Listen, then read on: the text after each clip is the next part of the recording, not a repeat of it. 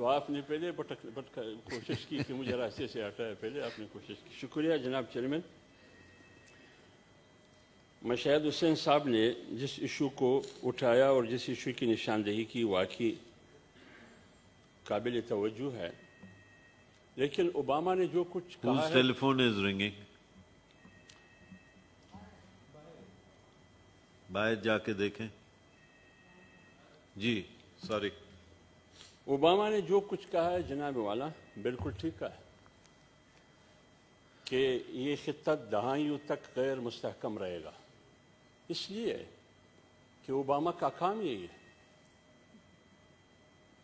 اس نے دہشت گردی کے نام پر کہ میں امن لاؤں گا، امن کے لیے دہشت گردی کے خلاف جنگ تاکہ دنیا میں امن آ سکے.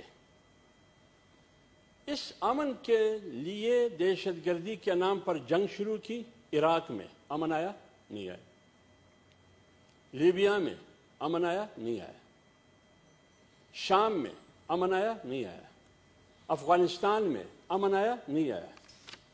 اس خطے میں ڈرون ہوئے، اسلام آباد بٹ آباد میں ہوئے، امن آیا؟ نہیں آیا. اوباما نے بالکل ٹھیک کہا ہے. میں نے مشاہد حسین کو لاہور سے آتے ہوئے میں نے ان کو کہا کہ ایک رپورٹ آیا ہے پینٹاگان کا، 12 جولائی کا رپورٹ ہے. وہ پینٹاگان، اس رپورٹ کا نام کیا ہے؟ ملٹری اسٹریٹجی ڈاکومنٹس، فوجی حکمت عملی دستاویزات. یہ رپورٹ ہے، اب بھی میرے پاس پڑا ہے.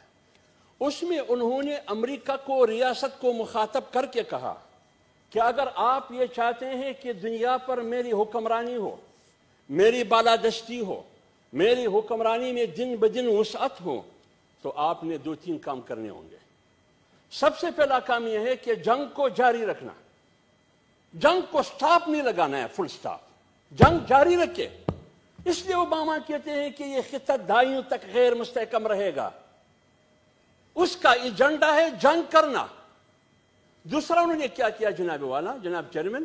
انہوں نے کیا کہ ملکوں کو توڑنا ہے، ملکوں کو تقسیم کرنا ہے. جب تک آپ جنگ نہ چھڑے، گھر میں جنگ نہ ہو، تو پھر گھر کیسے تقسیم ہوگا؟ میرے آپ دونوں بھائی ایک چھر دیواری میں رہتے ہیں، خوش خرم محبت کے ساتھ، لیکن جب لڑائی ہوگی تو دیواریں کھینچیں گی.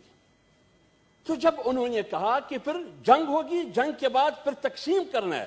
تیسری بات انہوں نے کیا کی؟ تیسری بات انہوں نے یہ کی کہ میری قومی سلامتی کے لیے، یعنی امریکہ کی قومی سلامتی کے لیے سب سے بڑا خطرہ اب اس دنیا میں اسلام اور امت مسلمہ کے بعد چین اور روس ہے. اور چین کس خطے میں واقع ہے جناب والا؟ وہ تو یہاں ہے. اس لیے یہ غیر مستحکم رہے گا. اور دوسرا بات یہ، ادھر جہاد کی بات ہوئی، اسلام کی بات ہوئی، پاکستان کے عدم استحکام کی بات ہوئی، ان کی غلط پالیسیوں کی بات ہوئی. بات یہ ہے، آپ اسلام کی بات کیوں کرتے ہیں؟ سن 1914 سے لے کر 18 تک، سن 1939 سے لے کر 45 تک، یہ دونوں جنگیں سیکولر طبقے نے لڑی. اسلام نے نہیں لڑی جہاد کے نام پر، نہ کسی مولوی نے لڑی. اور 80 کا فیصلہ مولوی نے نہیں کیا، ایک سیکولر آدمی نے کیا جس کا نام جنرل ضیاء تھا. 71 کا فیصلہ جو پاکستان ٹوٹا، وہ فیصلہ وہ سیکولر کہاں سے تھا؟ جنرل ضیاء. 80 کا فیصلہ جو روس جب افغانستان میں آیا. ہاں تو وہ سیکولر تھوڑی تھا. نہیں، سیکولر کا مطلب یہ جناب والا، سیکولر کا مطلب یہ کہ مدرسے کا طالب علم نہیں تھا.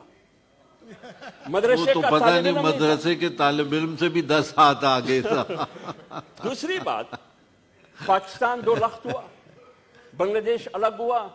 کس کس کا کردار تھا؟ 2 تھے، 3 تھے، 1 تھا. جو بھی تھا ان میں سے ایک نہ مفتی محمود تھا، نہ مولانا ہزاروی تھا، نہ اکوڑ خٹک کا مولانا عبدالحق تھا. کون تھے وہ؟ کس مدرسے کے پڑھے ہوئے لکھے لوگ تھے وہ؟ 1 2 3 میں نام نہیں لیتا ہوں، جو بھی تھا. آپ عمود الرحمان کمیشن رپورٹ پڑھے. اور 9/11 کا فیصلہ جب ہوا، نہ پارلیمنٹ نے کیا ہے جناب والا، نہ آپ نے کیا ہے، نہ 20 کروڑ عوام نے کیا، ایک سیکولر آدمی نے کیا. اب یہ ملک غیر مستحکم ہوا.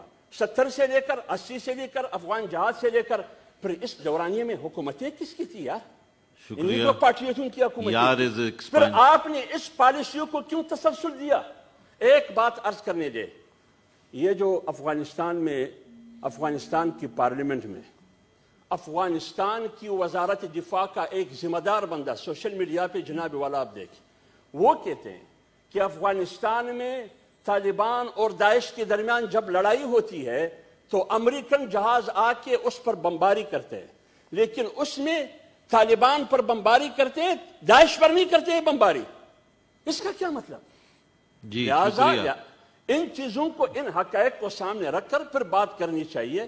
ایسے ادھر ادھر کی باتیں کر کے عوام کو ورگلانے کے لیے، عوام کو دھوکہ دینے کے لیے، اپنے آپ کو لبرل ثابت کرنے کے لیے، تھینک یو۔ مغرب کو یہ دکھانا کہ میں بھی اتنا بڑا لبرل ہوں، اتنا بڑا سیکولر ہوں۔ جی لغاری صاحب، آپ کو معاف نہیں کریں گے، نہ لبرل کو معاف کریں گے نہ سیکولر کو۔ جی میں شکریہ حافظ صاحب۔ جی Thank you very much, Mr. Chairman.